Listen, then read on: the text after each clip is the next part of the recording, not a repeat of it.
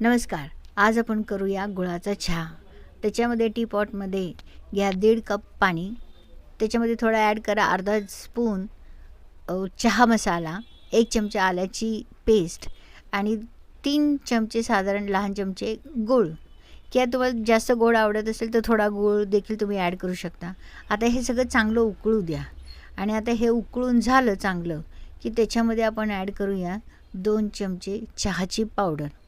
आता हे पण 2-3 मिनटं चांगलं उकळू द्या. आता या स्टेजला आपल्याला दूध ॲड करायचं नाही आहे. आता जर आपण दूध याच्यामध्ये ॲड केलं तर आपला चहा नासणार. याच्यासाठी जेव्हा आपण चहा गाळू तेव्हा आपल्याला त्याच्यामध्ये गरम दूध ॲड करायचं आहे. म्हणजे आपला चहा नासत नाही आणि त्याला कलर पण असा चांगला येतो. गरमागरम चहा तयार आहे आपला. हा ब्लॅक टी म्हणून पण तुम्ही घेऊ शकता, चांगला लागतो तो. त्याच्यामध्ये आता दूध ॲड करा. बघा आपला चहा नासला नाही आहे. गरमागरम चहा. व्हिडिओ आवडल्यास लाईक, शेअर आणि सबस्क्राईब करा. धन्यवाद.